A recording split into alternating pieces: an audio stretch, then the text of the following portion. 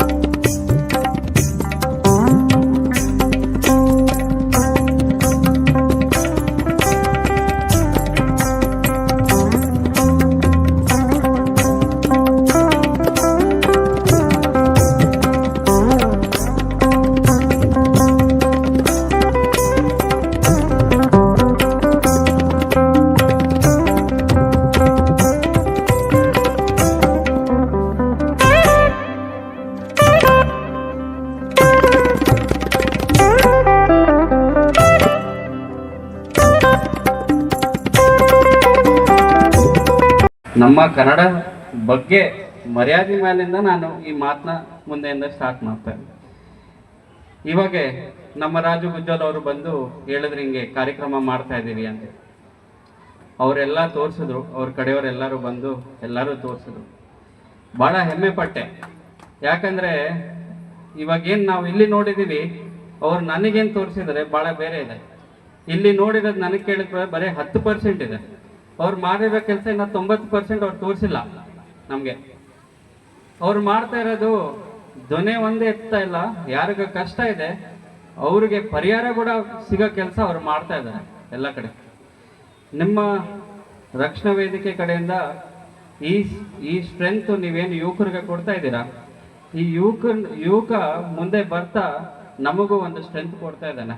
ನಾವು ಅಧಿಕಾರಿನಲ್ಲಿ ಇದ್ರೆ ಕೂಡ ನಾವು ನೋಡಿ ಕಲಿಯೋ ಸ್ಟ್ರೆಂತ್ ಕೊಡ್ತಾ ಇದ್ದಾನೆ. ಯಾಕಂದ್ರೆ ಮುಂದೆ ಈ ಫ್ಯೂಚರ್, ಇದು ದೇಶಕ್ಕೆ ಫ್ಯೂಚರ್ ಇರೋದು ಯುವಕರು. ನಾನೆಲ್ಲರಿಗೂ ಅದೇ ಹೇಳ್ತಾ ಇರ್ತೀನಿ, ನಾವು ಇನ್ನ ಹಳೆ ಕಾನ್ಸೆಪ್ಟ್ ಅಲ್ಲಿ ಇದೀವಿ. ಎಕ್ಸಾಂಪಲ್ ಹೇಳ್ತೀನಿ, ಈ ಮಾತನ್ನ ಯಾರು ತಪ್ಪು ತಿಳ್ಕೊಬೇಡಿ, ಇದು ನನ್ನ ಮನಸ್ಸಿನಲ್ಲಿರೋ ಮಾತು, ನಾನು ಹೇಳೋ ಮಾತು. ಗಣೇಶ ಹಬ್ಬ ಬರುತ್ತೆ ಇವತ್ತು. ಎಷ್ಟು ಚೆನ್ನಾಗಿ ನಮ್ಮ ಪೂರ್ತಿ ಕೊಪ್ಪಳ ಜಿಲ್ಲೆ ಆಗಲಿ, ವಿಜಯನಗರ ಜಿಲ್ಲೆ ಆಗಲಿ, ಅಖಂಡ ಬಳ್ಳಾರಿ ಜಿಲ್ಲೆ ಆಗಲಿ, ಎಲ್ಲರೂ ಎಷ್ಟು ಚೆನ್ನಾಗಿ ಎಷ್ಟು ಸಂಸ್ಕೃತಿಯಿಂದ ಹನುಮಾನ್ ಮಾಲ ಹಾಕಿ ನಮ್ಮ ಅಂಜನಾದ್ರಿ ತಲ್ಲಿಗೆ ಹೋಗಿ ಅಲ್ಲಿ ಅವ್ರ ಹತ್ರ ಹೋಗಿ ಬರೋದು. ನಾನು 10 ವರ್ಷ ಹಿಂದೆ ಹೋಗ್ತಿದ್ರೆ ಯಾರು ಬರ್ತಿದ್ದಲ್ಲ, ಇವತ್ತು ನಾನು ಹೋಗ್ಬೇಕಂದ್ರೆ 4 ತಾಸು ವೇಟ್ ಮಾಡಬೇಕು. ಅಷ್ಟು ಶಕ್ತಿ ಇದೆ ನಮಗೆ. ಎಷ್ಟು ಎಷ್ಟು ಪದ್ಧತಿಯಿಂದ ಮಾಡ್ಕೊಂಡು ಅಯ್ಯಪ್ಪ ಸ್ವಾಮಿ ಮಾಲ ಹಾಕ್ತಾರಲ್ಲ, ಅಷ್ಟು ಪದ್ಧತಿಯಿಂದ ಮಾಡ್ಕೊಂಡು ಹೋಗ್ತಾರೆ. ಬಟ್ ನಾವು ಯಾಕೆ ಗಣಪತಿ ಹಬ್ಬ ಬಂದ್ಮೇಲೆ ಎಲ್ಲ ಮರಿತೀವಿ? ಯಾಕೆ ಮರಿತಾ ಇದ್ದೀವಿ? ಮುಂದೆ ಹಿಂದೆ ದೇವರಿಟ್ಟು, ಹಿಂದೆ DJ ಇಟ್ಟು ನಾವು ಮುಂದೆ ಕುಣಿತೀವಿ. ಅದು ನಮ್ಮ ಸಂಸ್ಕೃತಿನ? ಅದು ನಮ್ಮ ಸಂಸ್ಕೃತಿ ಅಲ್ಲ. ಬೇರೆಯವರು ನೋಡಿ ಏನ್ ಅನ್ಕೊಂತಾರೆ ನಮ್ಮ ಸಂಸ್ಕೃತಿ ಬಗ್ಗೆ? ಆ ಗಣಪತಿಂದು ಹಬ್ಬ ಯಾಕೆ ಸ್ಟಾರ್ಟ್ ಆಗಿದೆ?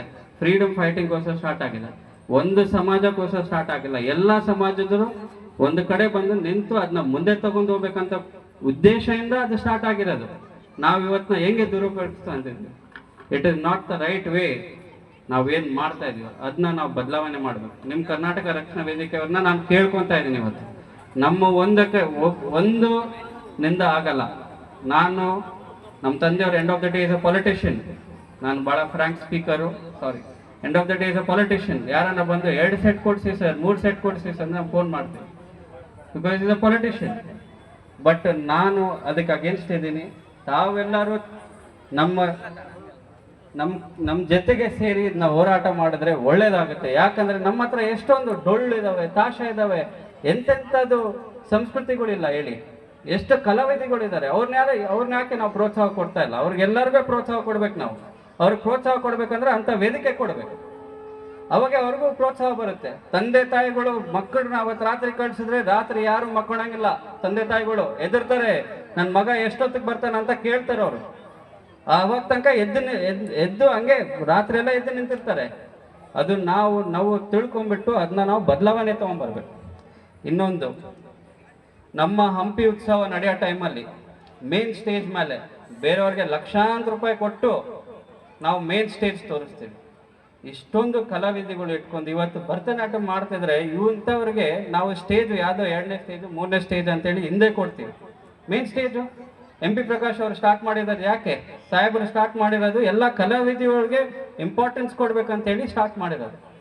ನಮ್ಮ DC ಮೇಡಮ್ಗೂ ನಾನು ಕೇಳ್ಕೊತೀನಿ, ಈ ಸರಿ ನಾವು ಹಂಪಿ ಉತ್ಸವ ನಡೆಸಿದ್ರೆ ನಮ್ಮ ಅಖಂಡ ಬಳ್ಳಾರಿ, ಕೊಪ್ಪಳ ಜಿಲ್ಲೆ, ದಾವಣಗೆರೆ, ಚಿತ್ರದುರ್ಗ ಎಷ್ಟು ಕಡೆಯಿಂದ ಬರ್ತಾರೆ ಅಷ್ಟು ಕಡೆಯಿಂದ ಫಸ್ಟ್ ಇಂಪಾರ್ಟೆನ್ಸು ಅವರೆಲ್ಲರಿಗೆ ಮೇನ್ ಸ್ಟೇಜ್ ಮೇಲೆ ಕೊಡಿ ಅಂತ ನಾನು ಕೇಳ್ಕೊತೀನಿ.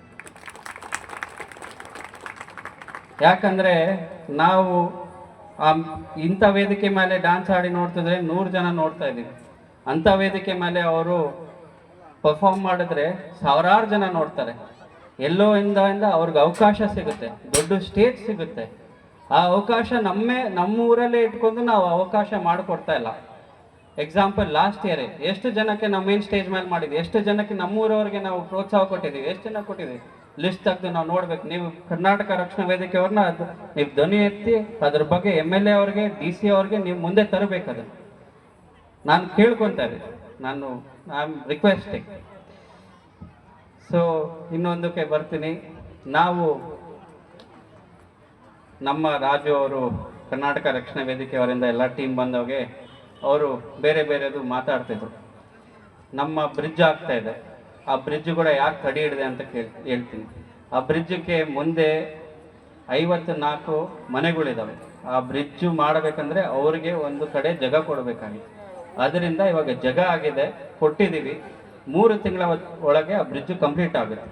ಮತ್ತು ಆರ್ಕಿಯಾಲಜಿಕಲ್ ಡಿಪಾರ್ಟ್ಮೆಂಟ್ದು ಪ್ರಾಬ್ಲಮ್ ಇತ್ತು, ಮತ್ತು ಲ್ಯಾಂಡ್ ಲೂಸರ್ಗೆ ಭಾಳಷ್ಟು ವರ್ಷದಿಂದ ವಾಸ ಮಾಡ್ತಾ ಇದ್ರು, ಅವ್ರಿಗೆ ಪ್ರಾಬ್ಲಮ್ ಇತ್ತು. ಅದೆಲ್ಲ ಸಾಲ್ವ್ ಮಾಡಿ ನಾವು ಅದು ಜಾಗಗಳು ಅಲೋಕೇಟ್ ಮಾಡಿ ಕೊಟ್ಟಿದ್ದೀವಿ. 3 ತಿಂಗಳಿನಲ್ಲಿ ಬ್ರಿಡ್ಜ್ ಆಗುತ್ತೆ.